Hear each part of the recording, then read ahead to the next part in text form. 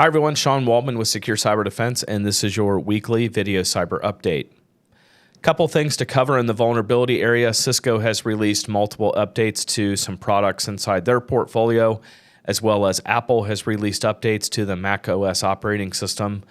If you use either of those products, down in the show notes, there are links to those specific vulnerabilities, so just take a look at them if those are areas of interest for you. We're heading into April, and it's tax season.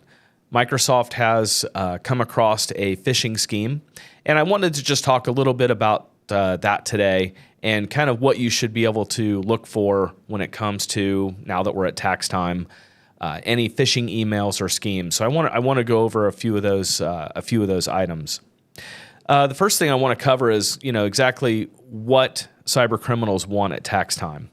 Well, probably the most obvious thing is they want your identity. So social security numbers, date of births, addresses, those are all considered personally identifiable information items.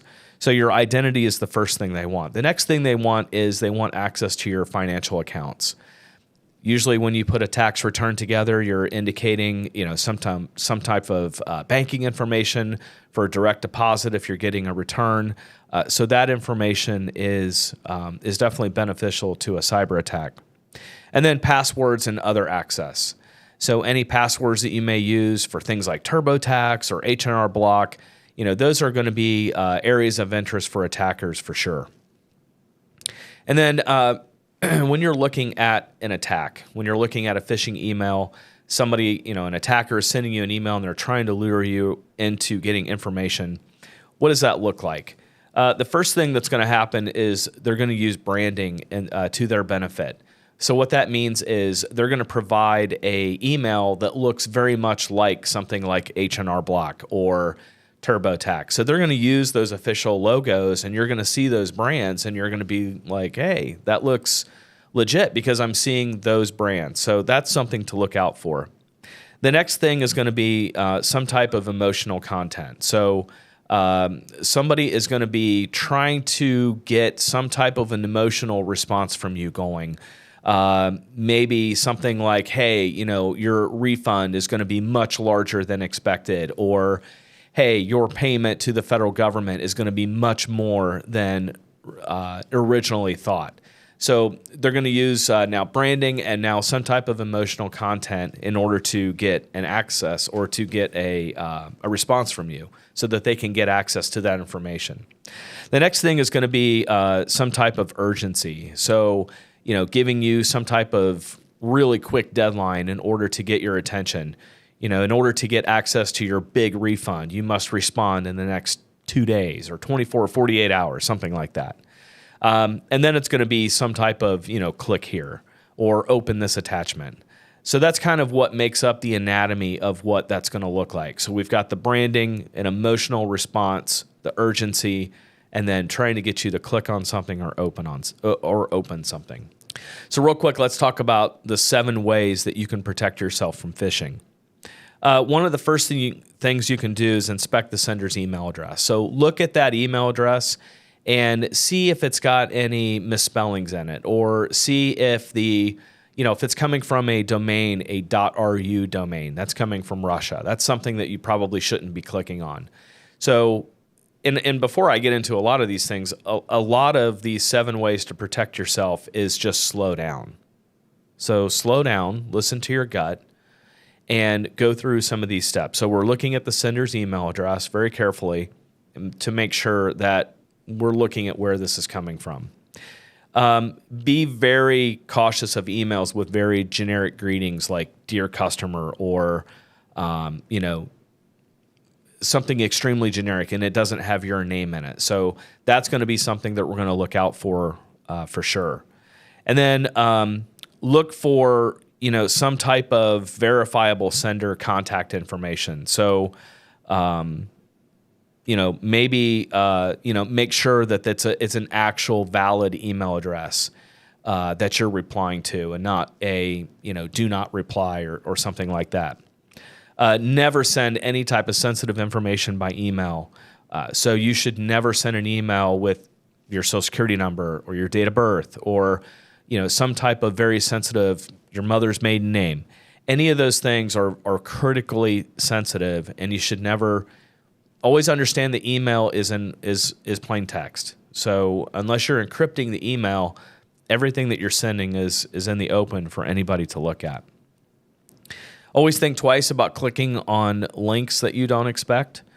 So there's always the hover test, so you can hover over that email or that link to see where it's going to. So always use the hover test. Look at that link. Don't click on it. Look at it to see where it's going to. Is it going to a .ru domain? Is it going to some weird internet address that doesn't make sense? And again, this is one of those areas, definitely listen to your gut, because if it's telling you, I probably shouldn't click on this link, you probably shouldn't be doing it. Avoid opening email attachments from unknown senders. So if you're getting an email from somebody that you don't expect and it contains a attachment that you're also not expecting, don't click on that.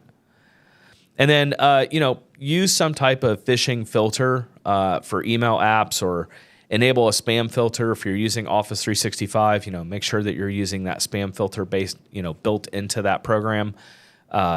Also be looking at, if you're a business, be looking at alternate email filters. We're in a generation now where we might be looking at maybe 2 or 3 different email filters that you have to have in there. Keep in mind that AI is playing a huge role in making emails look way better than they used to before, especially phishing emails. So now we have generative AI can start creating emails that look way better. They don't have quite the grammatical errors or the misspellings or those types of things, punctuation errors, because AI is able to do a pretty good job of generating those. And then, one of the most important things is just enabling multi-factor authentication. We've gone over that a lot here in previous episodes. In our weekly newsletter that we put out, we definitely, from time to time, talk about enabling MFA. When I'm out public speaking, I'm talking a lot about enabling multi-factor authentication. So, and enable MFA on everything you can possibly think of. If it's got it available, enable it. And then there's been a couple things in the news regarding the U.S. military. One, back in 2023, there was a leak of information from the Department of Defense in the cloud, where they had, it was either I think it was an email server or some type of cloud storage that was leaking information. A year later, they've finished that investigation, and the DoD is announcing that there was a compromise, and I think there were 20,000 people that were affected in that data breach, and those folks have been notified. So just something to keep aware of. And then to compound that, we now have a investigation that's been launched into the leak of sensitive government information, classified data. It allegedly has come from a contractor called Acuity. It's a government contractor that is involved with cybersecurity and other contractual things with the U.S. government. It involves the Five Eyes Intel Alliance. The stolen data includes full names, emails, office and cell phone numbers of U.S. Pentagon officials and people in the military and the government. So definitely not something good. There was some Twitter activity or X activity where that particular bad guy that stole that information has been banned from X as of, I think, yesterday or over the weekend. So the matter is pending investigation, but just something to keep aware of that we're seeing, unfortunately, we're seeing more and more of leaks of sensitive government information, and that certainly isn't good. And then to round off this episode, Jackson County, Missouri is recovering from a ransomware attack. From time to time, I think the last one that we covered was Pensacola. I just want to highlight government and other ransomware events just to keep this updated for you. These are actions that happen all the time. Ransomware is still at an all-time high. It is still climbing. And, there just needs to be an effort to be better prepared for ransomware. And I'm hoping to do an episode in the future, in maybe even the form of a podcast, to just get a general discussion going about the things that you can do to be more prepared for a ransomware attack. In this case, Jackson County, Missouri is saying that this is possibly a phishing email, which would be, pretty routine for a ransomware attack. This has been an interesting one. The article to the local news station in Missouri is in the notes of this YouTube video. And it was very interesting to read how they started talking about, first of all, the elected officials are definitely not happy. The second thing is they're saying that the ransomware attack somehow hasn't been impacting the elevators. And I wasn't sure if the elevators were impacted, like the elevator system was impacted by the ransomware. If that's the case, that would be very interesting to understand how that attack got into an elevator system. That would be something new. But they discussed that a little bit. Their phones have been impacted, which is generally something that we see often because a lot of the phone systems now are VoIP systems and they're connected to IP networks. Most, as we normally see in local government attacks, most public-facing offices are closed or there's some type of impact that's affecting the citizens. So maybe just take a look at that article. And then the other thing that I think gets missed a lot, at least from a local government perspective, is I think a lot of local governments that get impacted by ransomware attacks fail to opt to activate their Emergency Operations Center or their EOC. They think about the EOC in the terms of like a weather event, like a flood or a tornado or some type of mass casualty event, but they really don't consider opening the EOC in the case of a ransomware attack, excuse me, that ends up impacting the city very heavily. So I'm going to bring on another guest at some point in the future to talk a little bit more about the importance of EOCs and their function.